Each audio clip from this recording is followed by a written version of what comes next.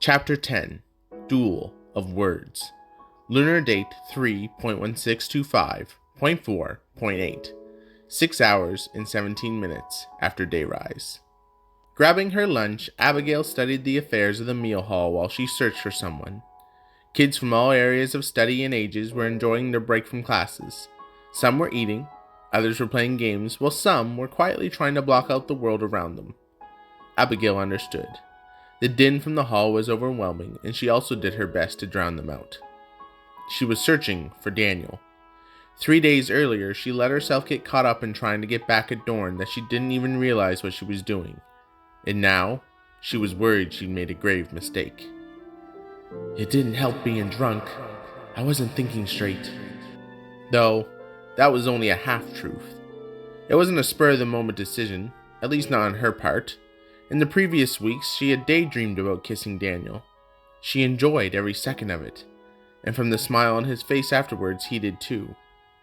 Apparently that peppermint drink really did help my bad breath after getting sick.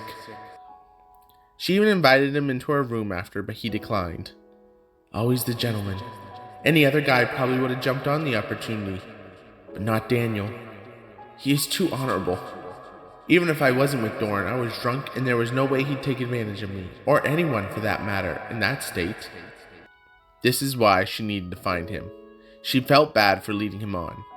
She could have chosen any other guy and the guilt wouldn't be so heavy on her chest.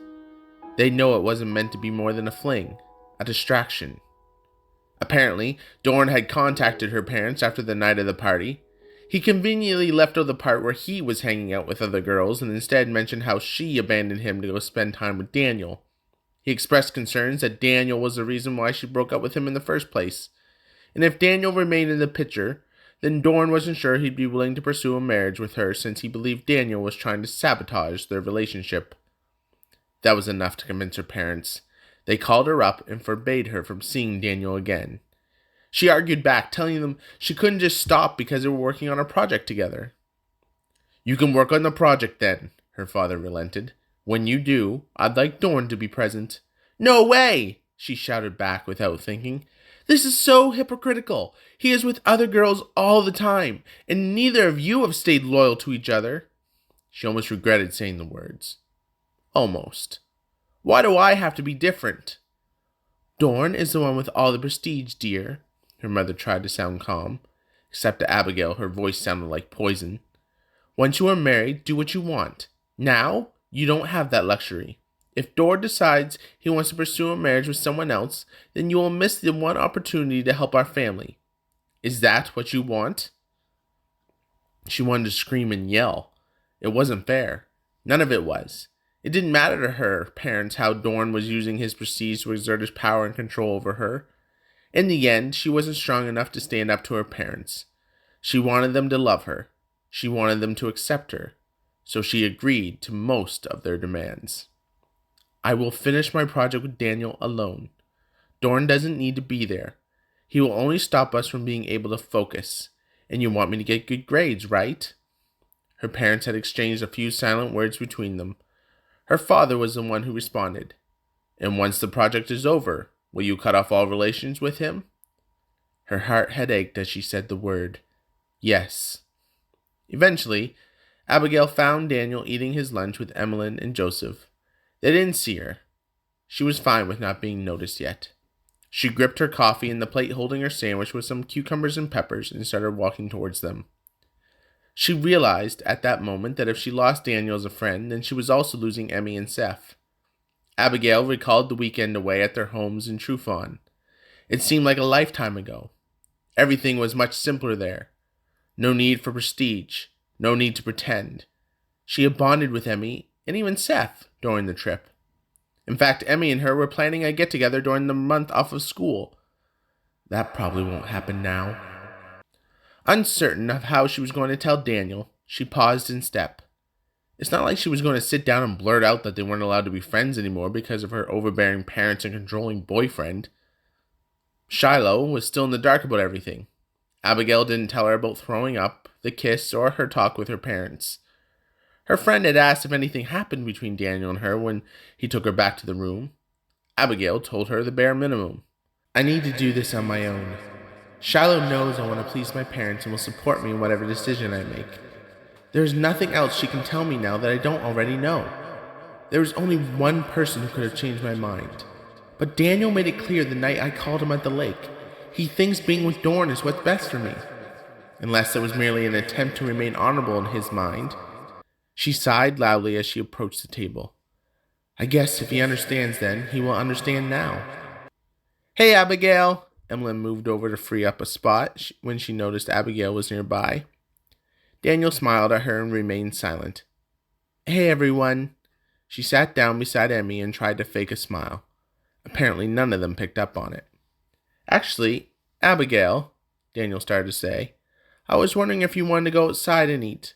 Maybe we can talk a bit about our project, get those finishing touches ready before we present. This may work in my favor. Yeah, I think that's a great idea. Abigale was relieved. At least I won't have to have this chat in front of Emmy and Seth. With it being the end of the semester, I really don't know when I'll have some other free time to go over it. She wasn't lying. She did have a ton of work left to complete, plus small projects at her internship. Awesome, Daniel turned to his friends. If you guys don't mind, that is. Yeah, we don't mind, Emmy replied. Seth and I need to go talk to one of my professors about something anyways. She said to come see her at lunch. We do? Seth turned to Emmy and asked innocently. Emmeline shoved him in the side. Yes, we do. I knew you did, Seth rubbed his side tenderly. I didn't know I was recruited to be part of this conversation. Well, you are now. Emmeline stood up. Excuse us, Abigale. We'll see you around later. A wave of guilt overcame her. I'm going to miss those two. See ya. Abigale shifted her focus back to Daniel. Where would you like to go? Out to the courtyard? It's a nice day outside. Sure. That would be lovely. She smiled authentically. They left the meal hall and exited the building.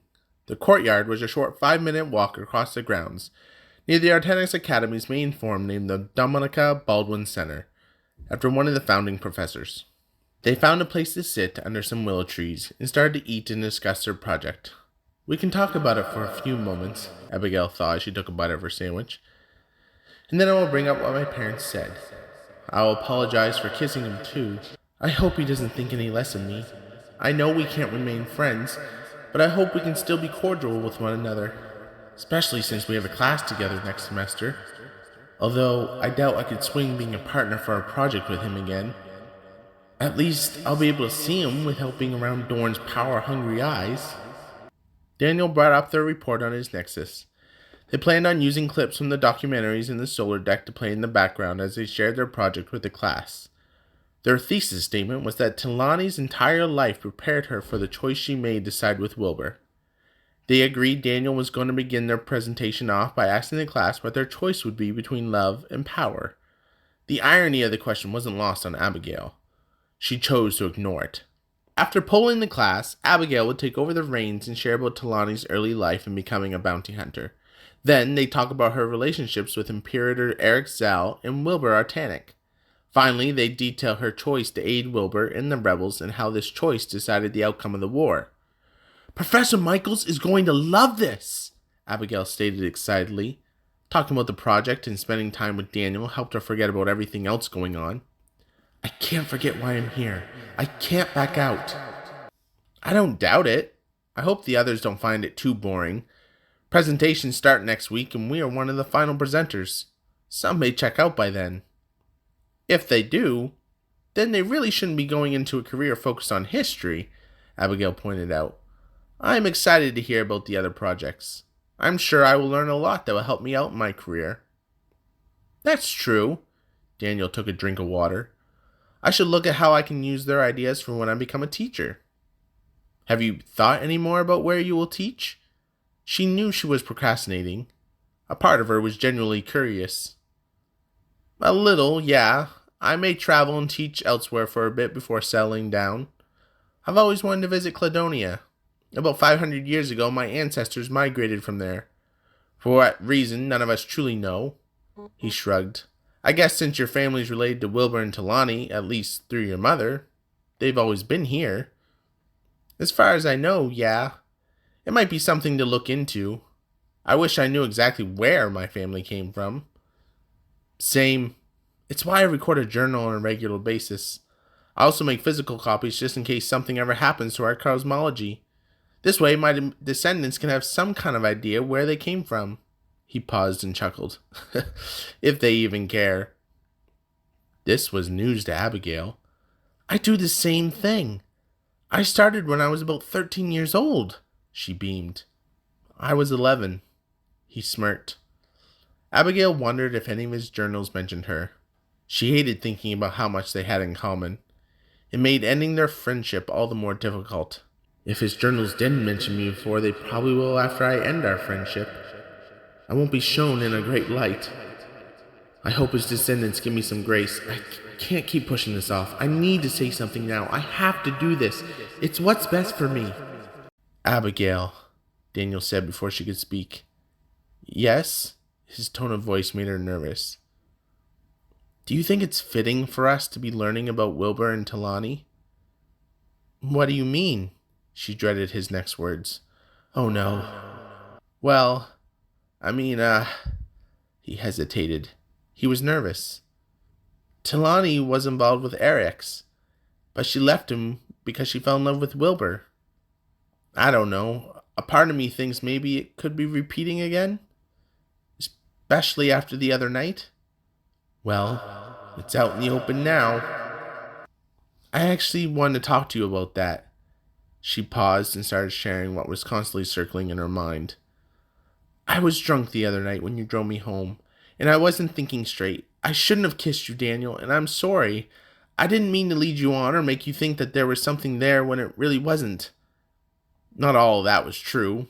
That wasn't exactly how she wanted to share her thoughts. It will work for now. Oh, was all he said, turning away from her. I am sorry. She didn't mean it. So you don't feel anything towards me? He lifted his head and met her gaze. The pain was clear in his voice. His response hit the wrong nerve. Daniel, why are you doing this? She asked accusingly. When I called you last month and asked your opinion about Dorn, you told me to get back with him. So that is what I did. If you felt anything for me then, why didn't you say anything? Would it have made a difference? His voice was strained with a slight level of anger. She didn't blame him. The electricity between them was different. It was as if two storm fronts were getting ready to collide. It might have, but now we will never know. I'm with Dorn. That is the way it has to be. As you said, he is the one who gives me the best future with his prestige. My future won't be decided by my feelings. I have to do what's best for me and my family. Daniel threw his hands up in the air and scoffed. There's more to this life than prestige, Abigale. I thought maybe you knew that. I thought maybe you were different. What does that mean, Daniel? She crossed her arms, staring him down. Crowds of people who were also enjoying a beautiful day in the courtyard started to pay attention to them as their voices elevated. Abigale wasn't going to back down. She knew Daniel wasn't either. If they want a show, they're going to get one. It means you're just like everyone else in this school, he stood up and shouted angrily. You don't care who you hurt or what you do as long as you get your precious prestige. Get with the times, Daniel. She also stood up and pointed at him. Again, you said it yourself. Prestige is very important to life in Palmara. You can't use that line and then be mad that I want to have a good life, she snapped back. A good life with Dorn? Daniel snorted. That's rich. All Dorn cares about is living off the prestige of those who came before him. He cares only about himself. Though, maybe you two will hit it off since you have that in common. Her blood boiled. Part of her wanted to cry. Part of her wanted to scream. Part of her wanted to slap him. Take that back, she yelled. Even if I do, it won't change the truth, he replied sternly. His words stung. They dug deep into her soul like a twisted sword. It only made her angrier. Two could play this duel of words. Where's your honor now, Arnion boy? She spat. She saw the wound in his eyes. They started to water. He was in pain. There was some satisfaction that she was able to hurt him after he hurt her. There was also sorrow. She ignored the sorrow. You don't think I honored you? His voice was lower, almost in disbelief, and then shifted to rage. Do you forget everything I've done for you? Daniel's hand motioned to the empty air. I put your needs, desires, and wants before my own. I've been nothing but nice to you since we met. I picked you up when Dorn broke your nexus and abandoned you. I didn't have to do that. I was busy with my friends, but I chose to help you instead. I listened to you complain about them. I brought you to my home to show you what life could be like if you just opened up your eyes from the dogmatic view of this world. When you called me that night, I struggled with what to say, but I wanted what was best for you. I won't lie, though. A part of me was hoping you'd say you didn't care about prestige and you wanted to be with me. You were testing me? She was disgusted. By now the crowd had gathered around them. Something innate in humans drove them to watch a conflict when one arose. I'm not some project, Daniel. I'm a real person. You don't think I know that, Abigale? I didn't look at you like a project. He shook his head with a sigh. Oh, really? There wasn't a part of you that thought you could change me?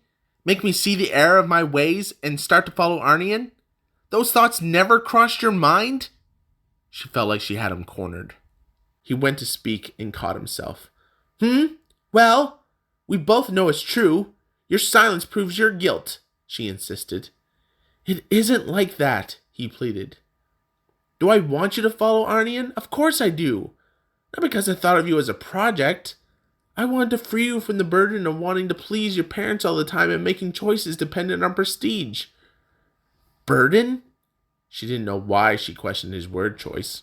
Her parents were a burden, but she wasn't going to admit that. What child doesn't want to please their parents? Are my parents perfect? Far from it. No one has perfect parents, and it isn't up to you to free me from anything. I don't need a hero. I needed a friend. I needed someone to stand by my side and support me. Not try to make me better as if I was broken and needed to be fixed. Abigale noticed Daniel's mouth teeter between anger and sadness. How would you like it if I did that to you? Thought you need to be freed from following Arnion and everything I did was to try and make you stop. You wouldn't like that, and I wouldn't do that.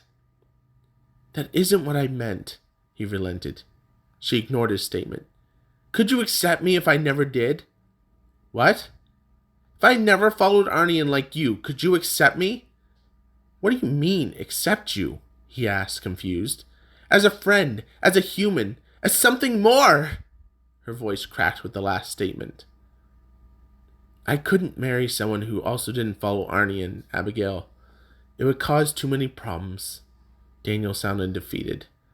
Well, after today, I won't be a problem for you anymore, she quickly pointed out. Part of me regrets ever being there for you.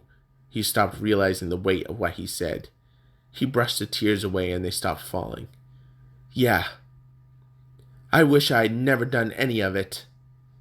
And I wish Professor Michaels never paired us together, she retorted. My life was fine before I met you, Daniel Sheppard. It will be fine after you're gone. Her arms were shaking and the tears began to cascade down her cheeks. She watched him notice the people around them. All of a sudden, Daniel's voice changed. He wasn't defeated. He wasn't angry. He was cruel. You know, I didn't even hesitate to hold your hair the other night when you threw up in my Cosmospeeder because you had a little too much at the summer party. Some of the crowd gasped and started to laugh. She didn't expect him to stoop as low as to mention this in front of other people. How dare you! No one need to know about that except for you and me. The tears started to fall even more. I used to think you were honorable. I like that about you. Today, you revealed your true colors, Daniel, and you are not honorable, not even close. She grabbed the half cup of coffee, took off the top, and splashed it in Daniel's face. Some of the crowd cheered and hollered. Enjoy the coffee. I know how much you hate it. Abigale, still enraged, turned to walk away. After a few steps, she stopped. We will practice our presentation on our own, then present in class. We both want a good grade, so I suggest we be cordial during the presentation. But after... She paused, nearly choking on the words. She wiped the tears away. I never want to see you again. Daniel wiped some of the coffee off his face with the sleeve of his shirt. She couldn't tell if his face was red from embarrassment or from the warmth of the coffee. Sounds good to me. Thank you for listening to my book Palmara, A Dying Breed. I'd love to hear your feedback. What do you like? What do you think needs some work? What are you most interested to see happen? What questions do you have? At the end of every chapter, I'll have these slides that show how time works in Palmara, plus the different sayings and terms to help you engage with the world. As well, the characters who appear in each chapter will be found in the video description. Be sure to check it out. And if you're enjoying this and enjoy other stories, please make sure to like, comment, share, and subscribe. You can always join the Discord with the link in the description as well.